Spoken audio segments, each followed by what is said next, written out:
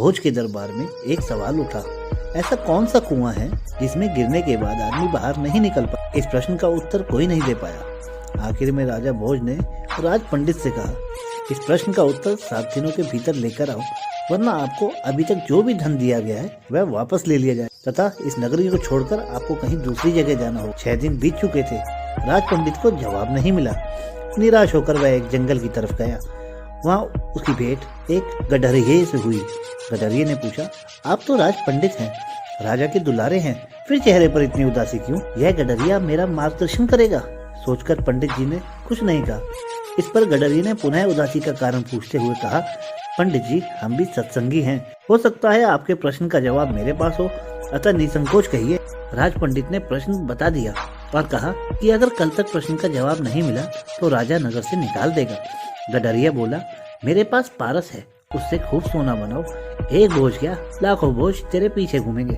बस पारस देने से पहले मेरी एक शर्त होगी कि तुम्हें मेरा चेला बनना पड़ेगा। राज पंडित के अंदर पहले तो अहंकार जागा कि 2 कौड़ी का गडरिया और मैं इसका चेला बनूंगा, लेकिन स्वार्थ पूर्ति के लिए चेला बनने के लिए तैयार हो गया। गडरिया बोला, पहले भेड़ का दूध पियो, फिर चेले बनो। राज पंडित ने कहा, यदि ब्राह्मण भेड़ का दूध पिएगा उसकी बुद्धि मारी जाएगी। ब्राह्मण बोला, मैं दूध नहीं पीऊंगा। तो गडरिये ने जवाब दिया, ठीक है, तो मैं भी पारस नहीं दूंगा। राज पंडित थोड़ा क्रोधित हुए, फिर बोले, ठीक है, चलो मैं दूध पीने के लिए तैयार हूँ, आगे क्या करना है?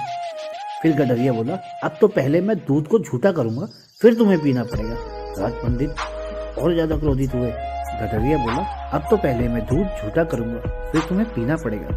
राज पंडित ने कहा, अब तो हद करता है, ब्राह्मण को झूठा पिलाएगा, तो जाओ। गडरिया बोला। राज पंडित बोला, मैं तैयार हूँ झूठा दूध पीने को। गडरिया बोला, वह बात गई, अब तो सामने जो मरे हुए इंसान की खोपड़ी का कंकाल पड़ा है उसमें मैं दूध दूंगा, उसको झूठा करूंगा, फिर कुत्ते से चटवाऊंगा और फिर तुम्हें पिलाऊंगा, तब मिलेगा पारस, नहीं तो अपना रास्ता पकड़िए। राज पंडित ने खूब विचार कर कहा, है तो बड़ा कठिन, लेकिन मैं तैयार हूँ। गडरिया बोला, मिल गया जवाब, यही तो कुआं है, लोभ का, तृष्णा का, जिसमें आदमी गिरता जाता है और फिर कभी नहीं निकलता। जैसे कि तुम पारस को पाने के लिए इस लोभ रूपी कुएं में गिरते चले गए। राज पंडित यह बात सुनकर हैरान रह गया। उसे जवाब मिल गया था, उसे कुछ समझ नहीं आ रहा था, बस गडरिये को ही देखता रह गया।